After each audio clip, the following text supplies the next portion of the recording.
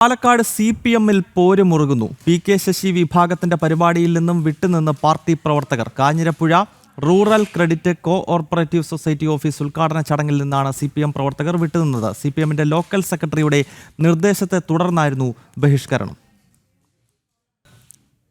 PK Sasi പങ്കെടുക്കുന്ന പരിപാടിയിൽ നിന്നും CPM-ൽ ഒരു വിഭാഗം വിട്ടുനിൽക്കുന്നു എന്നാണ് മനസ്സിലാക്കാൻ കഴിയുന്നത്. അതിന്റെ പ്രതികരണത്തിലേക്ക്. ആ സ്ഥാപനങ്ങളിൽ അതിന്റെ അധികാരികളെ കണ്ണുരുട്ടി പേടിപ്പിക്കാനൊന്നും ആരും മെനക്കെടരുത്, അങ്ങനെയൊന്നും ശ്രമിക്കരുത്. ഇത് വെള്ളരിക്കാപ്പെട്ടതൊന്നുമല്ല.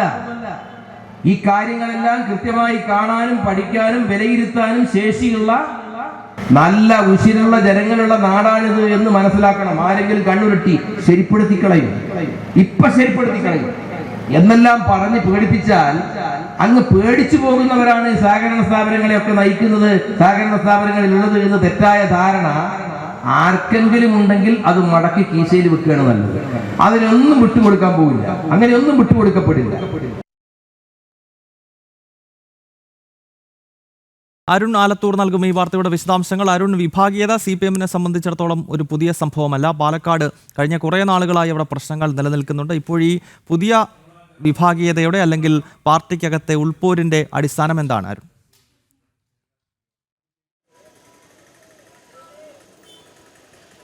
ഗൗതം, നമുക്കറിയാം ഈ PK ശശിയുമായി ബന്ധപ്പെട്ട് PK ശശിയും CPM-ന്റെ മണ്ണാർക്കാട്ടെ പ്രാദേശിക നേതൃത്വവും തമ്മിലായിരുന്നു ആദ്യം ഈ പോരുകൾ ആരംഭിക്കുന്നത്. പിന്നീട് അത് ഈ മണ്ണാർക്കാട് നിന്നും പാലക്കാട് ജില്ലയിലെ തന്നെ ജില്ലാ സെക്രട്ടറി ഉൾപ്പെടെയുള്ള വിഭാഗം ശശിക്കെതിരെ തിരിയുന്ന ഒരു സ്ഥിതിയായിരുന്നു ഉണ്ടായത്. ഇപ്പോൾ ഏറ്റവും പുതുതായിട്ടുണ്ടായിരിക്കുന്നത് എന്താണെന്ന് വെച്ചാൽ ഈ PK ശശി വിഭാഗത്തിൻ്റെ ഒരു സഹകരണ ബാങ്കിൻ്റെ ഉദ്ഘാടനം ഉണ്ടായിരുന്നു. ആ ഉദ്ഘാടന പരിപാടിയിൽ നിന്ന് പാർട്ടി പ്രവർത്തകരെ കൊണ്ട് വിട്ടുനിൽക്കുന്നതിന് വേണ്ടി ലോക്കൽ സെക്രട്ടറി നിർദ്ദേശം നൽകിയിരിക്കുകയാണ്. ബഹിഷ്കരിച്ചത് ഈ Palakkad Kanjirapuzha rural credit cooperative സൊസൈറ്റിയുടെ ഉദ്ഘാടന ചടങ്ങിൽ നിന്നായിരുന്നു. ഈ ചടങ്ങിൽ പ്രവർത്തകരാരും പങ്കെടുക്കരുത് എന്ന് ലോക്കൽ സെക്രട്ടറി പറയുകയായിരുന്നു.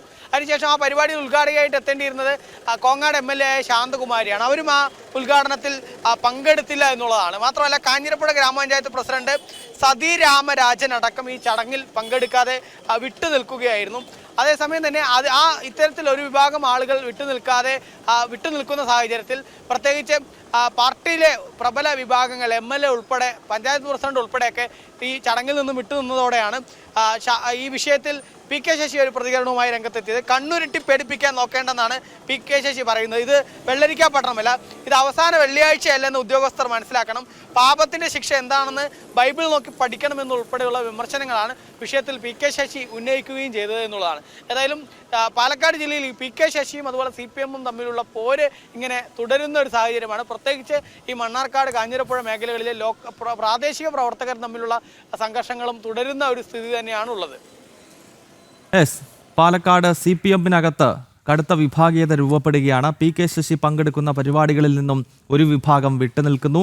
കഴിഞ്ഞ ദിവസം PK ശശി പങ്കെടുത്ത ഒരു പരിപാടിയിൽ നിന്നും പാർട്ടി പ്രവർത്തകരോട് വിട്ടുനിൽക്കാൻ നിർദ്ദേശിച്ചത് CPM-ന്റെ ലോക്കൽ കമ്മിറ്റിയുടെ സെക്രട്ടറി തന്നെയാണ്. വാർത്തകൾ പങ്കുവച്ചത് പാലക്കാട് നിന്നും അരുൺ ആലത്തൂർ.